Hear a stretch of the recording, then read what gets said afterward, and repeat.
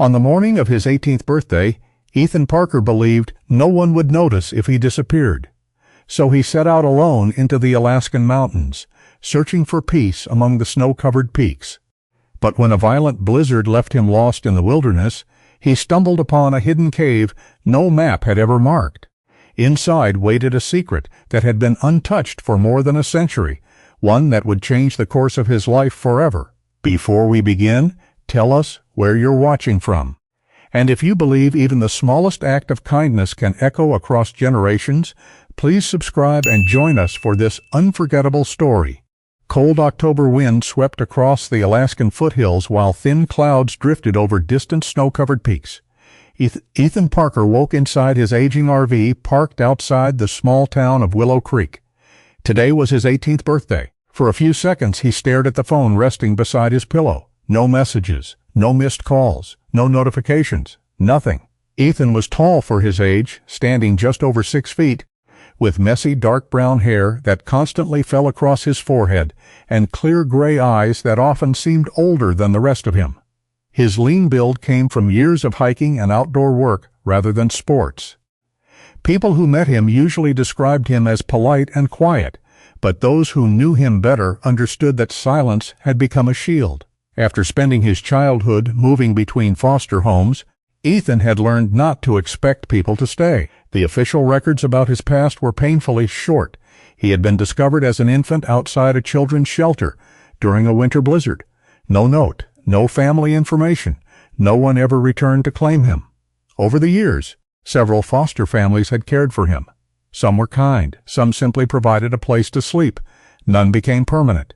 Each goodbye left another scar, and eventually Ethan stopped forming attachments altogether. It felt safer that way. He sat quietly at the small table inside the RV and forced a faint smile. 18 years old, an age people were supposed to celebrate. Yet the only sound around him was the hum of the heater. By mid-morning, the loneliness felt heavier than usual. Rather than spend another birthday staring at the same walls, Ethan made a decision. For months he had studied maps of the northern mountains. Exploring those trails had always been a dream he kept postponing. Today felt like the right day. He packed carefully, checking every piece of gear twice. Extra batteries, water, emergency supplies, compass, rope. Outside, cold air rushed against his face as he locked the RV. For the first time that day, he felt something close to excitement. With his backpack over one shoulder, Ethan turned toward the vast wilderness stretching beyond the town and began walking into the mountains, unaware that the journey ahead would lead him toward the greatest discovery of his life. The trail began disappearing shortly after noon. At first, Ethan Parker barely noticed the change. The mountain path had been clear that morning, winding through scattered pines and rocky slopes. Now the landscape looked different. Gray clouds rolled across the peaks, swallowing patches of blue sky one after another. A cold wind swept down from the higher elevations. Ethan paused near a ridge and checked his compass. Everything appeared normal, yet an uneasy feeling settled deep inside his chest. The mountain suddenly felt larger, quieter, and far less welcoming. By early afternoon, snowflakes drifted from the sky. They were light at first, then the snowfall thickened. Within an hour, visibility had dropped dramatically. Ethan turned around, intending to retrace his route, but the trail behind him had already vanished beneath. Fresh snow. Every cluster of trees looked identical. Every rocky outcrop seemed unfamiliar. For the first time that day, fear crept into his thoughts. He forced himself to stay calm.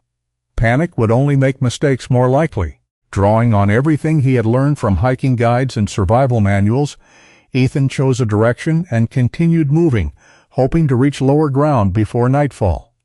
The storm had other plans. Wind howled across the mountainside, driving snow into his face so hard it felt like sandpaper. His gloves grew damp.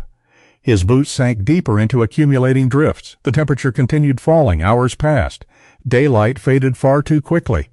Eventually, Ethan stopped and looked around. Nothing, no trail markers, no signs of civilization, no indication of where he was. A harsh realization settled over him. He was lost, completely lost.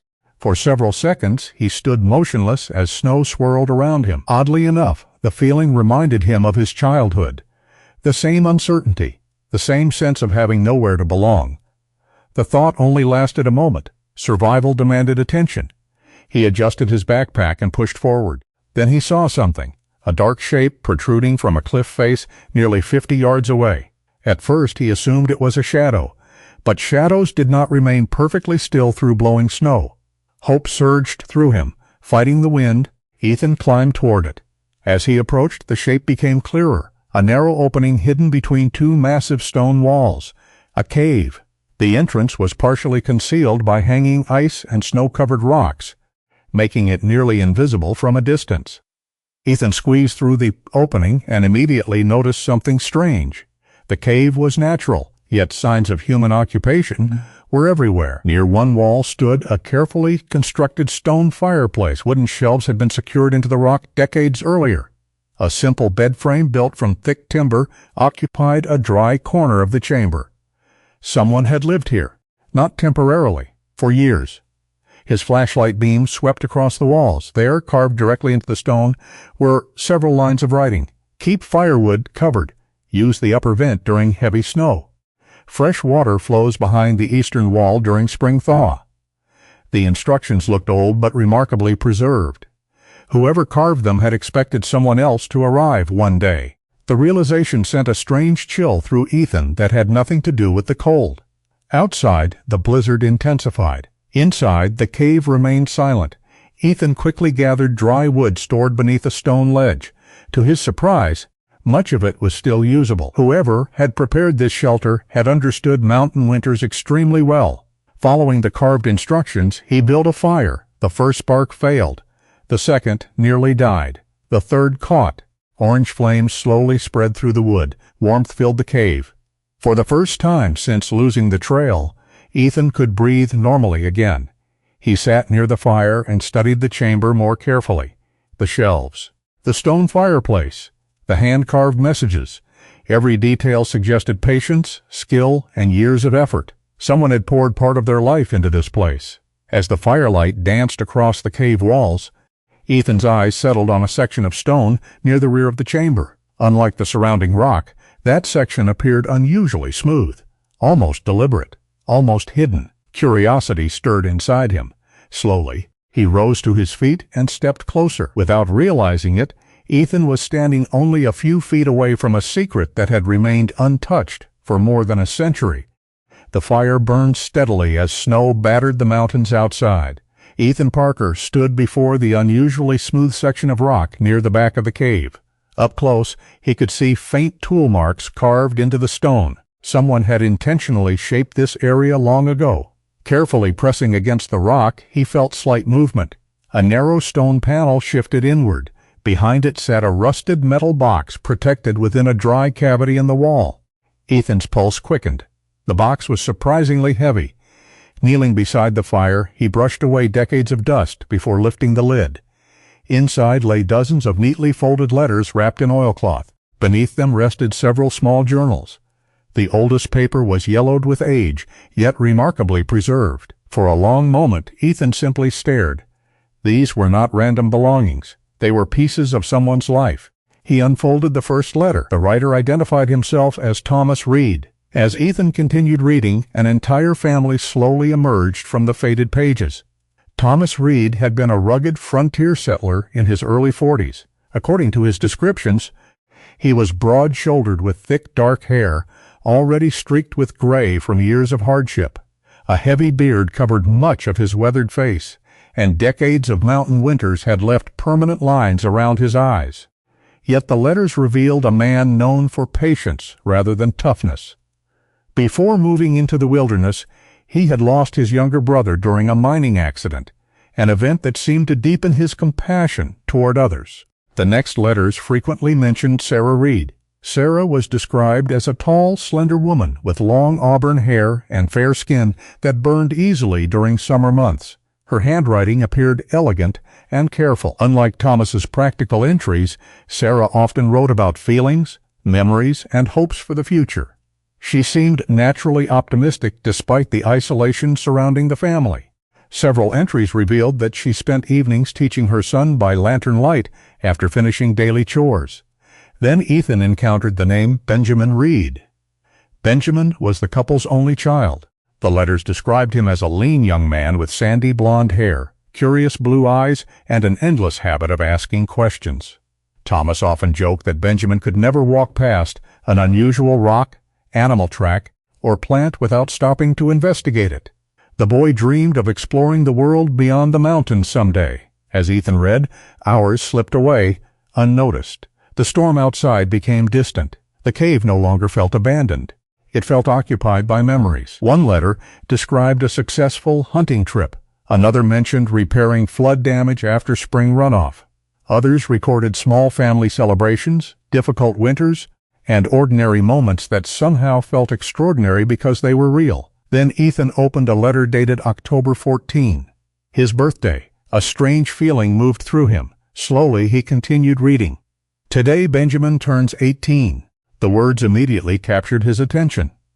Thomas wrote about the family's effort to create a birthday celebration despite limited supplies. Sarah had saved flour for weeks. A small amount of sugar had been carefully rationed. Together they baked a simple cake beside the very fireplace that still stood in the cave. Ethan stared at the page. 18, the same age, the same date. For several moments he could barely breathe. He imagined Benjamin sitting near the fire over a century earlier while his parents celebrated his adulthood. The contrast struck him harder than he expected. This young man from another century had parents who remembered. Parents who prepared a cake. Parents who were grateful he existed. Ethan lowered the letter. The flames flickered across the cave walls. For most of his life, birthdays had been ordinary days he tried not to think about. No traditions. No family stories, no one waiting for him, yet somehow a family long gone had managed to make him feel seen. His eyes drifted back toward the letter, and for the first time that day, Ethan felt a connection he could not explain. Not through blood, not through history, but through the simple realization that two young men born generations apart had shared the same birthday, the same age, and perhaps the same search for belonging. Morning arrived quietly inside the cave. Pale sunlight filtered through the narrow entrance, reflecting off fresh snow outside. Ethan Parker sat beside the dying embers of the fire, the letters still resting in his lap. He had planned to leave as soon as the storm passed, yet something kept drawing his attention back to the hidden stories of the Reed family. As he carefully returned the letters to the metal box, he noticed something unusual. The box seemed deeper than it should have been. Removing the remaining contents, he discovered a false bottom. His heartbeat quickened.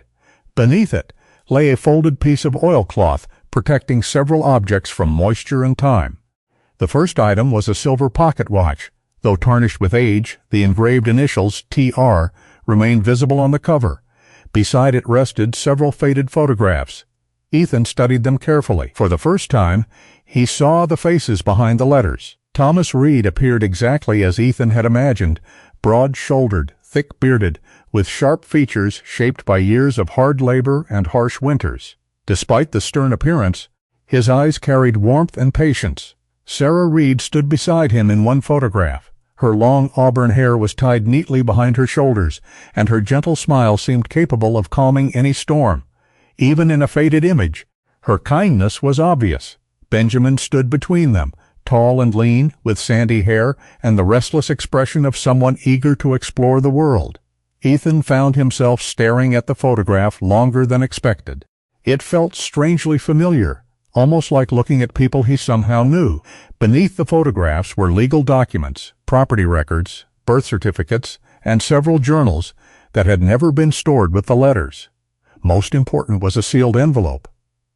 Across the front, written in careful handwriting, were simple words, "For whoever finds this place." Ethan opened it slowly. The letter was written by Thomas Reed. Unlike the earlier letters, this one was not addressed to family. It was addressed to the future. Thomas explained that the cave had originally been discovered during a deadly winter when several travelers froze to death attempting to cross the mountains. Determined to prevent more tragedies, he spent years transforming the cave into a permanent emergency shelter. Every shelf, every carved instruction, every stack of firewood had been placed there for strangers he would never meet. The final paragraphs affected Ethan the most. If this shelter has protected you, then it has already fulfilled its purpose. We did not build it to be remembered. We built it because someday someone might need help. If you are reading these words, then please carry that kindness forward. Let this place continue helping others long after we are gone. The cave fell silent. Only the crackle of the fire remained. Ethan lowered the letter and stared at the stone walls around him. For most of his life, he had focused on surviving alone. Avoid disappointment, avoid attachment, avoid depending on anyone. Yet an entire family had spent years helping people they would never know. The realization changed something inside him. Later that afternoon, Ethan packed carefully. The letters, the journals, the photographs, the documents. Everything was wrapped securely inside waterproof bags. Before leaving, he took one final look around the cave. It no longer felt like a shelter. It felt like a responsibility. The hike back took most of the day. The storm had cleared completely, allowing Ethan to retrace his route using visible landmarks. Near sunset, he finally reached his RV. The following morning, after returning to town, he contacted the Alaska Historical Preservation Office. At first, the woman who answered sounded cautious. Then Ethan described the cave, the letters, the documents, the hidden archive. By the end of the conversation, her tone had completely changed.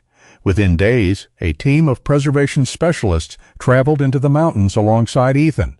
The lead historian was Dr. Michael Grant, a man in his early 60s with silver hair, a neatly trimmed beard, and thoughtful blue eyes. Years of studying frontier settlements had made him meticulous and patient. Unlike many academics, he spoke plainly and listened carefully before drawing conclusions. After examining the site, Dr. Grant could hardly hide his excitement. The cave, the records, and the preserved documents represented one of the most complete frontier survival shelters ever discovered in that region of Alaska. Standing near the cave entrance, Ethan listened as the experts discussed preservation plans. For the first time since his 18th birthday began, he felt something he had not expected to find in the mountains. Purpose. The discovery of the Reed Cave spread far beyond the small Alaskan town where Ethan Parker had begun his journey.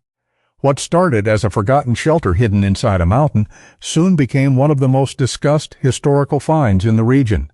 Historians spent months cataloging letters, journals, photographs, and records left behind by the Reed family. Local newspapers covered the story. Schools organized field trips. Visitors traveled long distances to learn about the family whose kindness had survived more than a century. Rather than being sealed away from public view, the artifacts were carefully displayed inside the Willow Creek Heritage Museum. The cave itself remained protected in the mountains under historical preservation status. During that year, Ethan visited the museum often. At first, he came to answer questions from researchers. Then he came because he enjoyed reading the letters again. Eventually, he came because it felt like home. One afternoon, he met Robert Wilson. Robert was a retired carpenter in his early 70s, tall despite his age, with broad shoulders that years of physical labor had not completely worn away.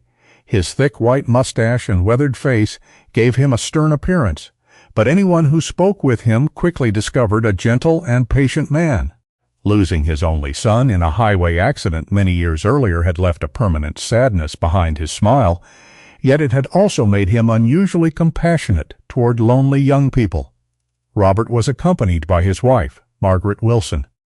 Margaret was 68, slightly shorter than her husband, with soft silver hair that rested neatly around her shoulders and warm brown eyes that seemed to notice emotions others missed. She had spent most of her life working as an elementary school teacher. Decades of helping children through difficult situations had given her a calm, nurturing nature. The Wilsons first approached Ethan after hearing him explain the Reed family's story to visitors. What began as a short conversation turned into regular visits. Then came invitations for dinner, holiday gatherings, weekend lunches.